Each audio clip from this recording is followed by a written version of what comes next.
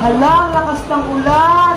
Ang dami naglalarong bata. Gusto ko ding maligo. Magpapaalam ako kay nanay. Naku, hindi pwede. Magkakasakit ka lang yan. Dito ka na maligo sa gripo, ayun o. Ang daming tubig. Ano ba yan? A few inches later.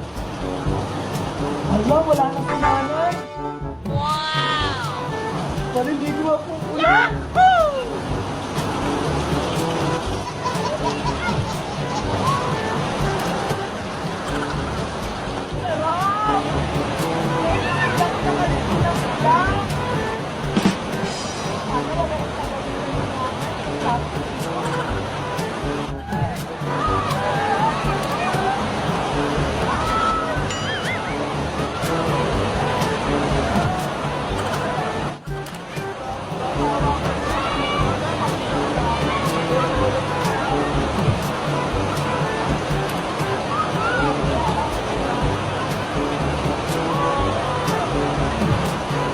Ano ba yan? Hindi ako pinagbibigyan.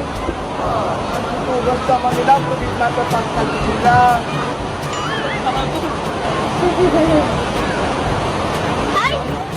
Ano laro tayo? Ayoko! Ang laki-laki mo na, Bebang! Ano ba yan? Ayaw naman ako nilang kalaro. Hoy, sama ako sa laro ninyo. Si Beba. Susumbong ko talaga kayo kay nanay. Kala mo dyan, ang popogi nyo ha. Ang iti mo nga. Nay! Nay! Inaway ako ng mga bata sa labas. Sabi nila ang pangit ko daw. Ano? Ano na pala mo kayo? Yan na nga yung sinasabi ko sa'yo eh.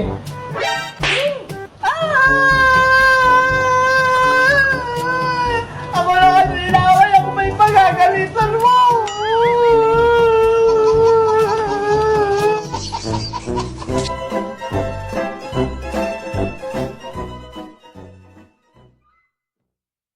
Mga alaga kong isda, eto na yung favorite niyong pagkain. Kakain na kayo. Yellowfish, ikaw yung una kong papakainin. Ikaw naman sunod, redfish. Ikaw naman sunod, whitefish. Hala, sila whitefish, ang tataba na. Eto pagkain nyo, para lumaki pa kayo lalo. Dito naman, iba-iba yung mga kulay. Ang cute nila. Kain na kaya. At ang panghuli, yung mga maliliit na whitefish at may mga orange pa. Kain na kayo. Ayan na, kumakain na silang lahat. Nasaan nga si Bebang? Sabi niya maglalaro kami ngayon. Ang dami ko ng mga isda, iba't ibang mga kulay, tapos meron din silang mga baby. Nakakatuwa naman. Bebang, nandyan ka pala. Ano ginagawa mo dyan? Princess, halika rito. Nagpapakain ako ng mga alaga kong isda. Mga isda, patingin ako. Eto sila oh! Ang dami na! Wow! Grabe! Ang dami mo ng isda, Bebang! Princess, naalala mo ba noong kinuha ni Boy yung mga isdang kanal? Oo! Diyan oh! Nahuli tayo sa kanal ni Aling Sonia! Nagsumbong ako kay nanay, kaya binilan niya ako ng maraming isda. Kaya ayun, naparami ko na sila. Ang galing mo naman mag-alaga, Beba. Naparami mo kaagad. Kasi pinapakain ko sila araw-araw eh. Pati binabantayan para hindi mamatay. Beba, ano tong nakatikit na kulay pink sa aquarium mo? Nasaan? Eto oh, tsaka meron pa dito. Hindi yan itlog ng isda, Princess. Eh ano to? Itlog ng alien? Ewan ko. Ang cute ng mga itlog. Bebang, pwede ko ba silang daruin? Wag, Princess! Baka may poison yan! Hindi yan! Magugas naman ako ng kamay eh! Pagkatapos, ikaw bahala! Basta, ayaw kong hawakan yan! Mga itlog, kukunin ko na kaya! Hala! Ang galing! Ang dulas! Katiri, Princess! naman ito nakakatakot, Bebang eh. Yung isa pa, kukunin ko. Anong gagawin mo dyan, princess? Bakit mo pa kinuha? Eh di akin na lang, pipisain ko. Ano? Kawawa naman sila kung pipisain mo. Ano ka ba, Bebang? Hindi naman ito mga itlog ng isda eh. Baka nga itlog to ng alien, kaya dapat durugin sila. Naawa kasi ako, princess. Baka hanapin sila ng mama nila. Eh di ako na lang itudurog sa kanila. Bahala ka nga dyan. Mga itlog, pipisain ko na kayo ah.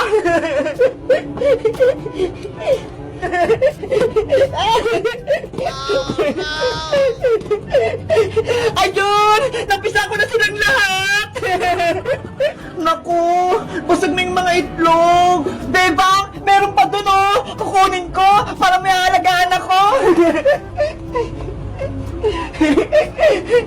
Papagalitan ka niya, Aling Tiri, princess! Huwag mo na yung kunin! Akong bahala, Bebang! Itatago ko to! Guys, sa tingin nyo, kaninong itlog kong kulay pink? Nakita ko rin sa aquarium nila, Bebang, oh! Alam nyo ba? Mag-comment lang kayo! Bye-bye! Iska! Iska! Ano yan, Bebang? May ipapagawa ako sa yung challenge! Ano ba yan? Huwag kang maingay. Baka marinig tayo ni nanay. Kinuha ko lang tong nilagang itlog na ulam namin. Lagot ka na naman kay Aling Sitang niyan. Hindi ngayon malalaman, kaya bilisan natin. Ano ba kasi ang challenge mo? Itong nilagang itlog, ipapasok mo sa loob ng bote nang hindi nadudurog. Itlog? Tsaka bote? Hindi naman papasok yung itlog sa bote. Ang laki-laki ng itlog eh. Kasya yan. May challenge bang madali? Tsaka napanood ko na yun sa YouTube. Subukan mo kasi. Kahit anong paraan. Basta wag lang mabasag yung itlog. Paano? Imposible naman. Oh? Bebang, Iska, ano yan? Ikaw pala, princess. Si Bebang kasi may pinagagawa sa aking challenge. Anong challenge? Ganito yung princess, oh. Ipasok mo yung nilagang itlog sa loob ng bote. Diba? Napaka-imposible. Nilagang itlog? Wow! Oo, nalaga na to kaya hindi to mababasag. Patingin ako ng itlog. Oh, ito. Ay, nilaga nga. Tama-tama, gutom na ako. Hoy! Wag! Hala, princess, bakit mo sinubo? Sabi ko sa bote, hindi sa bunganga mo. Hay nako, gutom ka na naman, princess. Ang sarap. Sayang naman yung itlog kung ipapasok nyo sa bote. O Bebang, sirit na. Hindi naman namin alam kung paano ipasok sa bote. Mamaya, ubusin pa yan ni princess eh. Sige na nga, ako na nga gagawa. Ayan, dapat maglagay muna kayo ng maraming usok sa bote. Tapos ilagay itong itlog. Wala naman nangyayari. Antayin nyo lang kasi. Hala, yan na, Bebang, pumapasok na. Hala, yan na. Ay, ayan, pumasok na. Ayan na, nahulog na. Sabi ko sa inyo eh. Wow, ang galing. Diba, sabi ko sa inyo, magic. Hala, si Nanay Sitang. Anong magic? Hala, lagot. Anong ginawa mo sa ulam nating itlog? Nasa loob na po ng bote. Oh, no. Ito, yung itlog ko. Ano pang ulamin natin? Yari na naman ako nito. Ngayon, magikin mo yan kung paano yan lumabas. Kung hindi, magyayari ka sa akin. Naku, Bebang, mas mahirap ng talis ng nanay mo. Paano ko ito tatanggalin? Ang hirap-hirap. Aling Sonia! Anong bibilhin mo, Bebang? Pabili po ako ng Safeguard, yung Bioderm. Ha? Safeguard na Bioderm pa? Ano pa talaga? Yung sabon po ni nanay, yung lagi niyang binibili sa inyo, yung pantanggal niya ng buni sa puwet. What? Hanggang ngayon may buni pa rin si Sitang? Matagal na yun ah. Hindi pa rin nawawala? Opo. Hindi pa po rin nagaling. O, teka, kukunin ko lang. Ito yun, oh. Opo, ayan po yun. Magkano po yan, Aling Sonia? 20 pesos. Eto po bayad ko, ha?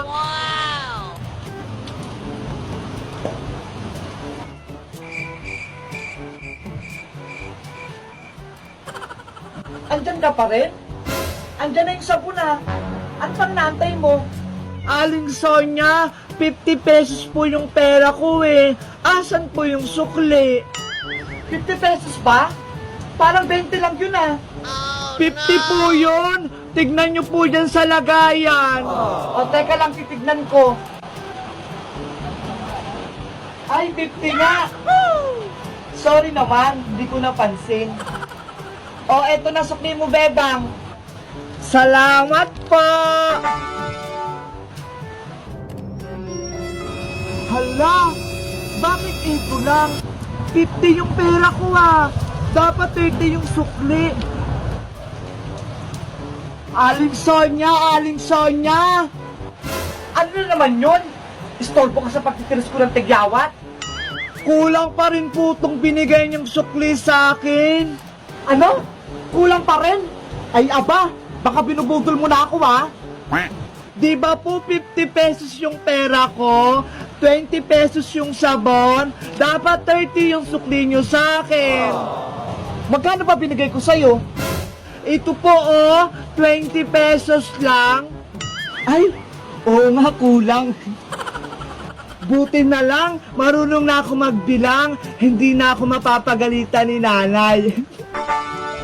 O Bebang, ito na sukli mo ha. Wala nang kulang yan. Thank you po, Aling Sonia. Sa susunod po, magamit kayo ng calculator para hindi kayo malito. 1 hour later. Pabili po ulit, Aling Sonia. Ano yun, Bebang? Magkano po yung Colgate na close-up? What? Ito ba? Ayan nga po. 8 pesos lang. Oh. Ito po yung bayad.